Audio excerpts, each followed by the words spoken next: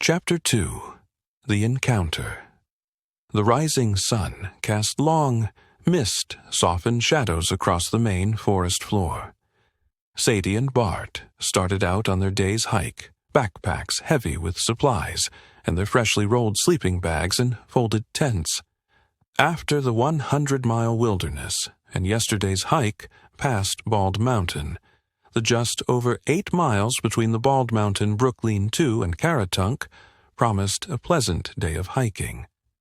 The trail was dim, the dense canopy overhead blocking out most of the mid-June morning's breaking light. At about 20 minutes into the day's hike, they noticed a sharp, intermittent clacking that interrupting the tranquility of the woods. Sarah and Ben exchanged a questioning glance.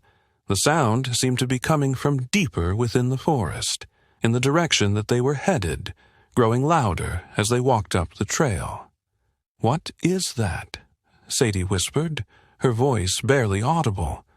Bart shook his head, his face pale.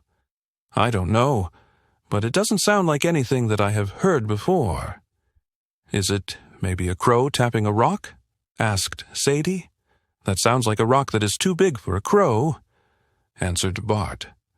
Fear started to gnaw at them as they quickened their pace, their eyes darting nervously from side to side, searching for the source of the sound. As they moved down the path, the clacking sound intensified. They walked as quickly and as quietly as they could, hoping to bypass whatever was making the sound, without drawing attention to themselves. As they were, it seemed that they were even with where the sound was coming from. The clacking stopped. About a minute later, the sound of many small branches breaking was accompanied by a low growl. "Black bear, do you think?" asked Bart uncertainly. Before Sadie could answer, they noticed that they could hear heavy steps impacting the ground, as if something large was moving through the undergrowth.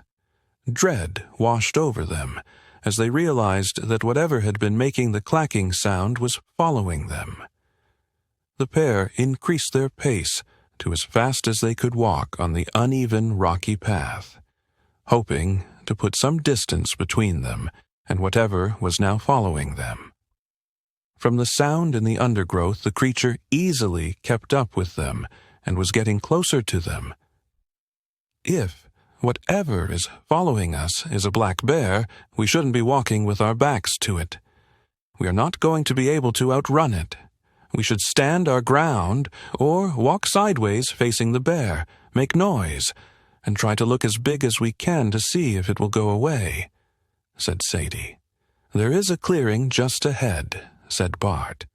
"Make noise now, and we can stand our ground once we are where we can see, and have some options to move in case it isn't a bear." Sadie started singing the electric boogie as loud as she could. She had only gotten through the first verse when they stumbled into the small clearing, just as panic was starting to set in.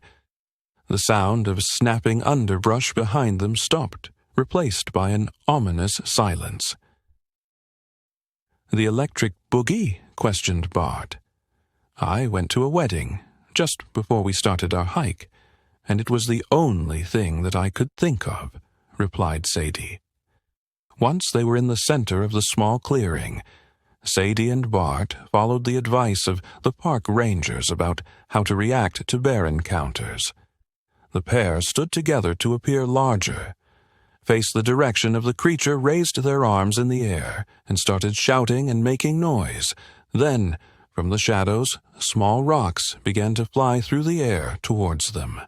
Most of the rocks did not hit them, but some of them struck their feet, making the pair hop into the air, because the rock strikes stung even through their thick hiking boots.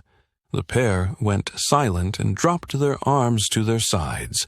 "Not a bear," said Bart with certainty. "Bears don't throw rocks. We can't leave the clearing. What if it follows us?" whispered Sadie. "We can't stay here," replied Bart.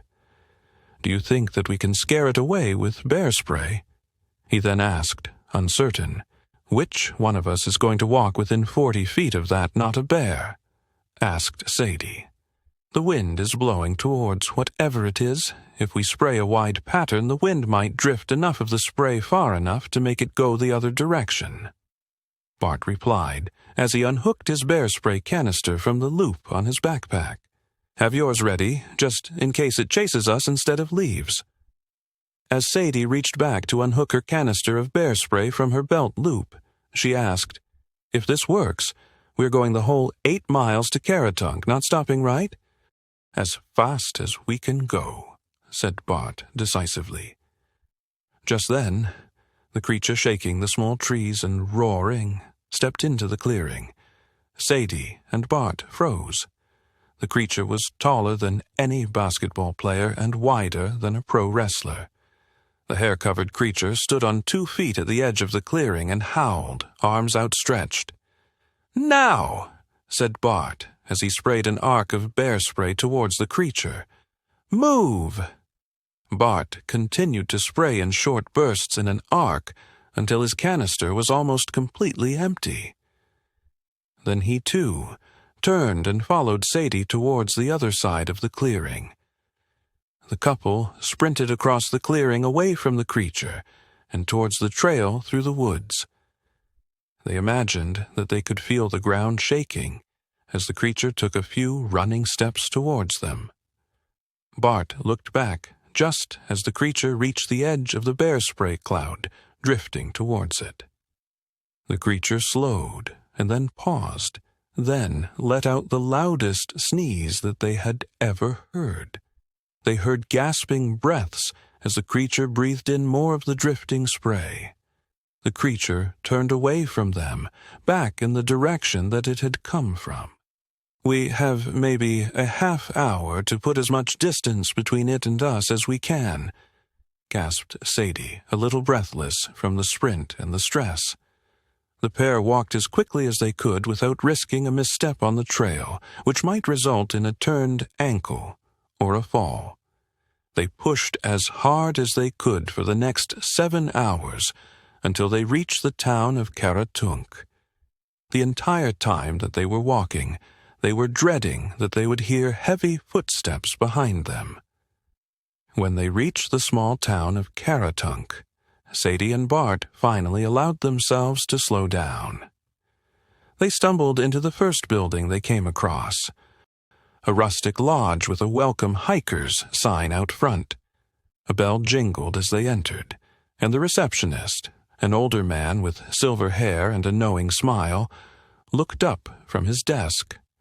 Looks like you've seen a ghost, he remarked, his eyes narrowing.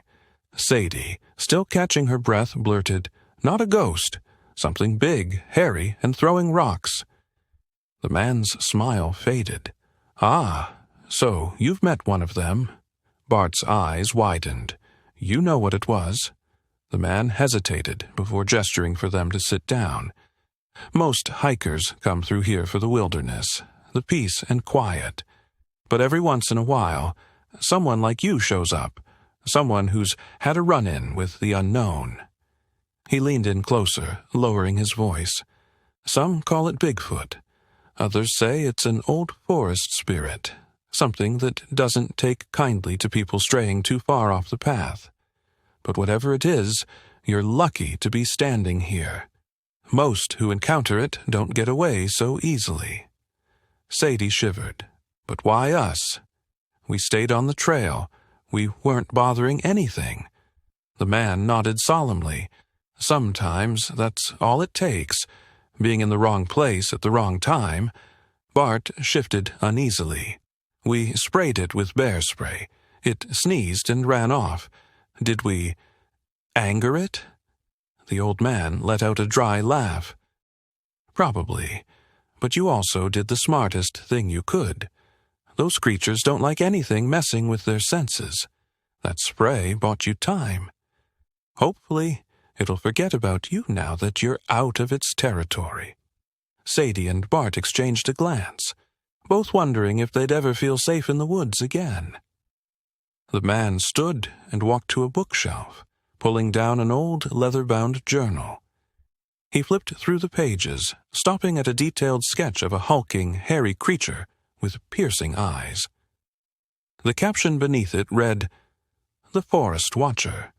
"You're not the first to see it," the man said, setting the journal on the table.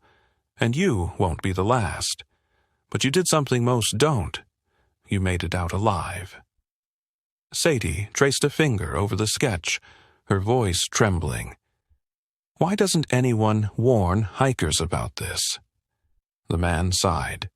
"Would you believe a warning like that before you saw it yourself? And even if you did, would it stop you from coming out here?" Bart shook his head slowly. "Probably not." The man nodded. "Exactly. Best advice I can give you now is to stick to places with more people, more noise. Whatever you saw, it thrives in the quiet." Sadie and Bart thanked the man, and after a long, sleepless night at the lodge, they decided to continue the hiking trip. But the trail had lost some of its charm, replaced by an ever-present unease,